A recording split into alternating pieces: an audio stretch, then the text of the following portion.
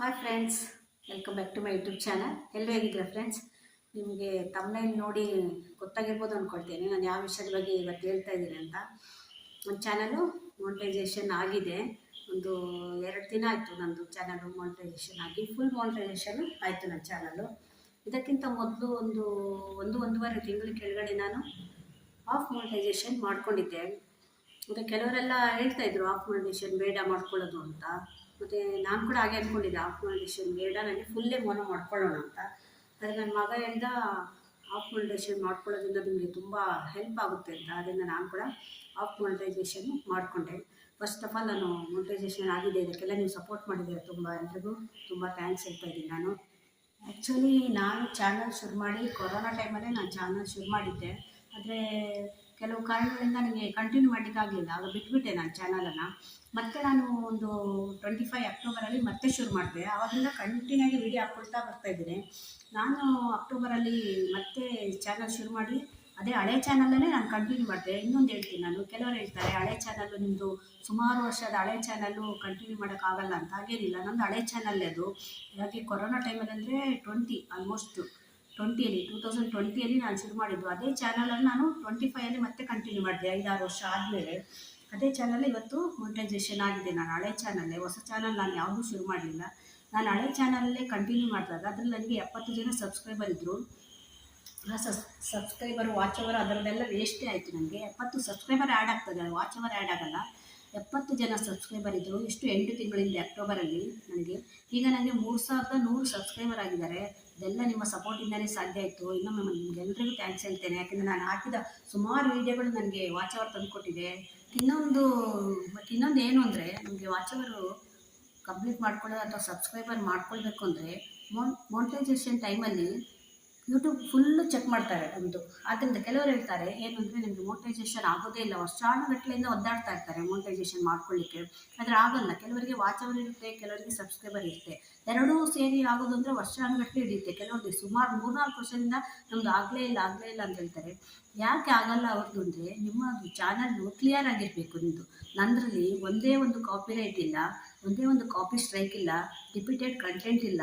ನಾನು ಹಾಕಿದ ಕಂಟೆಂಟನ್ನು ಮತ್ತೆ ಹಾಕಲಿಲ್ಲ. ಶಾರ್ಟಲ್ಲಿ 1-2 ಬಂದಿರ್ಬೋದು, ಆದರೆ ನಾನು ಲಾಂಗ್ ವೀಡಿಯೋದಲ್ಲಿ ಒಂದೇ ಒಂದು ರಿಪೀಟೆಡ್ ಕಂಟೆಂಟ್ ಹಾಕಲಿಲ್ಲ ನಾನು. ಮತ್ತು ನನ್ನದೇ ಓನ್ ವೀಡಿಯೋ ಹಾಕಿದ್ದೇನೆ ನಾನು ಎಲ್ಲ ಕಡೆನೂ.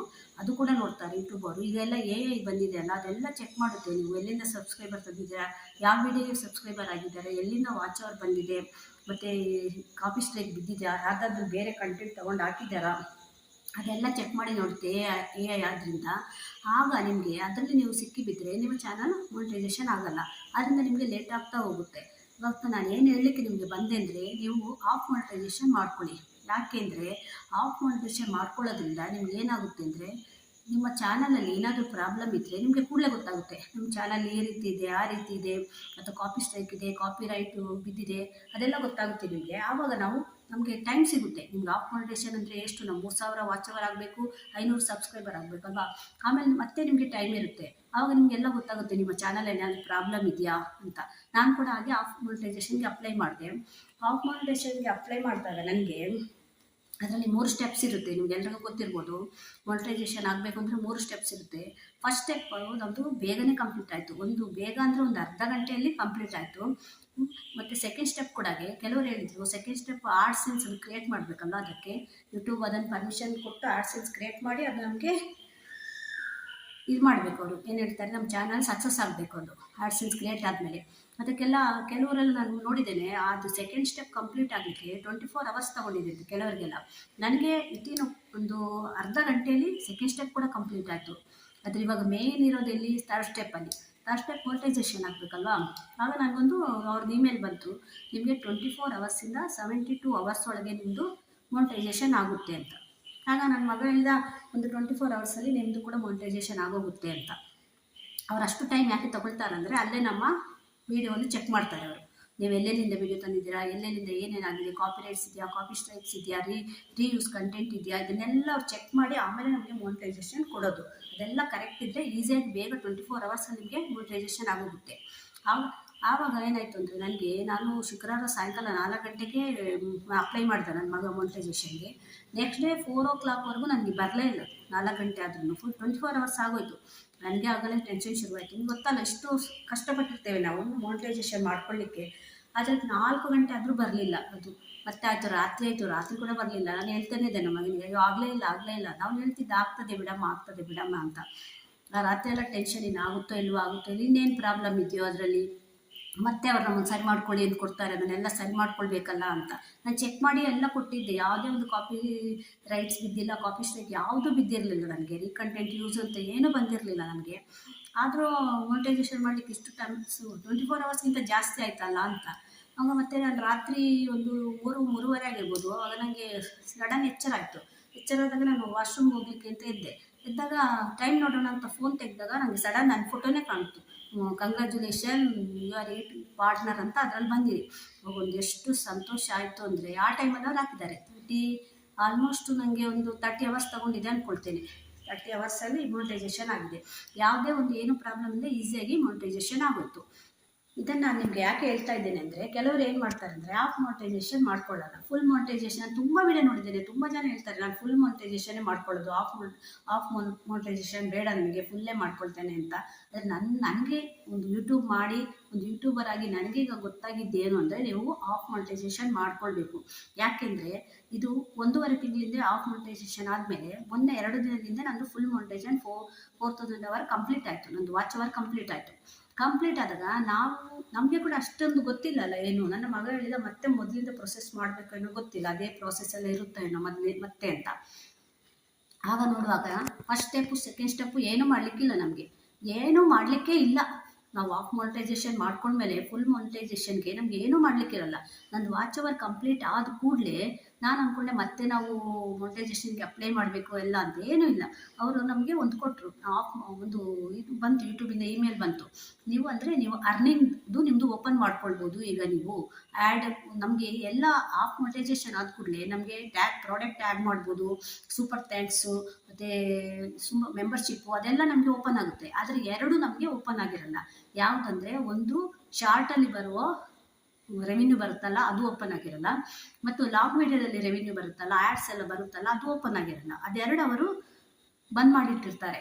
ಇವತ್ತು ನಮಗೆ 4000 ವಾಚ್ ಅವರ್ ಕಂಪ್ಲೀಟ್ ಆದ ಕೂಡಲೇ ಅದು ಆನ್ ಆಯಿತು ನನಗೆ. ನೀವು ಇದನ್ನು ಆನ್ ಮಾಡ್ಕೊಳ್ಬೋದು ಅಷ್ಟೇ. ಫುಲ್ ಮಾನಿಟೈಸೇಷನ್ ನಾವು ಮತ್ತೆ ಅಪ್ಲೈ ಮಾಡಬೇಕು ಅಂತ ಏನೂ ಇಲ್ಲ. ನಮ್ಮದು ID ಪ್ರೂಫು ಅದೆಲ್ಲ ಸಬ್ಮಿಟ್ ಮಾಡಿದರೆ ಆಯಿತು ಅವರಿಗೆ. ಆಮೇಲೆ ನಮ್ಮದು ಆಡ್ಸೆನ್ಸ್ ಬರುತ್ತೆ. ನಮಗೊಂದು $10 ಆದಮೇಲೆ ಆಡ್ಸೆನ್ಸ್ ಕಳಿಸ್ತಾರೆ ನಮಗೆ. ನೋಡಿ ಎಷ್ಟು ಈಸಿ ಅಲ್ಲ. ಅದಕ್ಕೆ ಕೆಲವರು ಏನು ಮಾಡ್ತಾರೆ, ಫುಲ್ ಮಾನಿಟೈಸೇಷನ್ಗೆ ಹೋಗ್ತಾರೆ. ಆಗ ಅವ್ರಿಗೆ ಫುಲ್ಲು ಮತ್ತೆ ಎಲ್ಲ ಮೊದಲಿಂದ ನೋಡ್ಕೊಂಡು ಬರುವಾಗ ಟೈಮ್ ಹಿಡಿಯುತ್ತೆ, ಆವಾಗ ನಾವು ಸಿಕ್ಕಿ ಬೀಳ್ತೇವೆ. ಅದರಿಂದ ಆಫ್ ಮಾನಿಟೈಸೇಷನ್ ಮಾಡ್ಕೊಳ್ಳೋದು ನನ್ನ ಪ್ರಕಾರ ಆದರೆ ಆಫ್ ಮಾನಿಟೈಸೇಷನ್ ಮಾಡ್ಕೊಳ್ಳೋದು ತುಂಬ ಒಳ್ಳೆಯದು. ಯಾಕೆಂದರೆ ಒಂದ್ಸಲ ನಿಮ್ಮ ಚಾನಲ್ ಎಲ್ಲ ಚೆಕ್ ಮಾಡಿದ ಮೇಲೆ ನಿಮಗೆ ಅದನ್ನು ಸರಿ ಮಾಡ್ಕೊಳ್ಳಿಕ್ಕೆ ಮತ್ತೆ ಟೈಮ್ ಇರುತ್ತೆ. ಏಕೆಂದರೆ 1000 ಮತ್ತೆ ಆಗಬೇಕಲ್ವ ನಿಮಗೆ ವಾಚ್ ಅವರು. ಆ ಟೈಮಲ್ಲಿ ನಿಮ್ಮ ಚಾನಲನ್ನು ಏನಾದರೂ ಪ್ರಾಬ್ಲಮ್ ಇದ್ದರೆ ಅದನ್ನೆಲ್ಲ ನೀವು ಸರಿ ಮಾಡ್ಕೊಳ್ಬೋದು. ಇದೊಂದೊಂದು ನನಗೆ ಹೇಳಬೇಕು ಅಂತ ಅನಿಸ್ತು. ಯಾಕೆಂದರೆ ನನಗೆ ಇನ್ನೂ ಚಾನಲ್ ಮಾನಿಟೈಸೇಷನ್ ಆಗಿದೆ ಅಷ್ಟೇ, ಇನ್ನೂ ಆಡ್ಸೆನ್ಸು ಪಿನ್ ಬಂದಿಲ್ಲ ನನಗೆ. ಅದು $10 ಆಗಬೇಕು. ಆದರೆ ನನಗೆ ಯಾಕೋ ಇದನ್ನೊಂದು ನಿಮ್ಮ ಹತ್ರ ಹಂಚ್ಕೊಳ್ಬೇಕು ಅನ್ನಿಸ್ತು. ತುಂಬ ಜನ ಹಾಗೆ ಮಾಡ್ತೀರ ನೀವು, ಫುಲ್ ಮಾನಿಟೈಸೇಷನ್ ಮಾಡ್ಕೊಳ್ತೀನಿ ಅಂತ. ನನ್ನ ಪ್ರಕಾರ ಆದರೆ ಆಫ್ ಮಾನಿಟೈಸೇಷನ್ ಮಾಡ್ಕೊಳ್ಳಿ. ನನಗಂತೂ ತುಂಬ ಏನೂ ಪ್ರಾಬ್ಲಮ್ ಆಗಲಿಲ್ಲ. ಆಫ್ ಮಾನಿಟೈಸೇಷನ್ ಕೂಡ ಈಸಿಯಾಗಿ ಆಗೋಯಿತು. ಮತ್ತು ಫುಲ್ ಮಾನಿಟೈಸೇಷನ್ ಕೂಡ ಅದಂತೂ ಏನೂ ಪ್ರಾಬ್ಲಮ್ ಇರಲ್ಲ. ನೀವು ಆಫ್ ಮಾನಿಟೈಸೇಷನ್ ಮಾಡ್ಕೊಂಡು ಟೆನ್ಷನ್ನೇ ಇರಲ್ಲ, ಈಸಿಯಾಗಿ ಮಾಡ್ಕೊಳ್ಬೋದು. ಓಕೆ ಫ್ರೆಂಡ್ಸ್, ಇದನ್ನೊಂದು ನಾನು ನಿಮಗೆ ಹೇಳಬೇಕಿತ್ತು. ನನಗೆ ತುಂಬ ಸಂತೋಷ ಆಗ್ತಾಯಿದೆ. ನಿಮ್ಮೆಲ್ಲರ ಸಪೋರ್ಟಿಂದ ನಾನು ಮಾನಿಟೈಸೇಷನ್ ಕಂಪ್ಲೀಟ್ ಮಾಡ್ಕೊಳ್ಳಿ. ಯಾಕೆಂದರೆ ನಾವು ನಾಳೆ ದಿನದಲ್ಲಿ ದುಡಿತೀವೋ ಅಥವಾ ದುಡ್ಡು ಬರುತ್ತಾ ಇಲ್ಲ ಅದು ಬೇರೆ. ಆದರೆ ನಾವು ಇಷ್ಟು ಕಷ್ಟಪಟ್ಟು 1 ವರ್ಷಾನುಗಟ್ಟಲೆ ಕಷ್ಟಪಡ್ತೀವಿ ಯಾಕೆಂದರೆ ಮಾನಿಟೈಸೇಷನ್ ಮಾಡ್ಕೊಳ್ಳಿಕ್ಕೆ. ಆ ಟೈಮಲ್ಲಿ ನಮಗೆ ಯೂಟ್ಯೂಬಿಂದ ಏನಾದರೂ ಪ್ರಾಬ್ಲಮ್ ಆದರೆ, ಯೂಟ್ಯೂಬಿಂದ ಪ್ರಾಬ್ಲಮ್ ಆಗುತ್ತೆ ಅಂದರೆ ನಾವೇ ಪ್ರಾಬ್ಲಮ್ ಮಾಡಿರ್ತೇವೆ. ಚಾನಲಲ್ಲಿ ಕಾಪಿ ರೈಟ್ ತೊಗೊಂಡಿರ್ತೀವಿ, ಕಾಪಿ ಸ್ಟ್ರೈಕ್ ತೊಗೊಂಡಿರ್ತೀವಿ.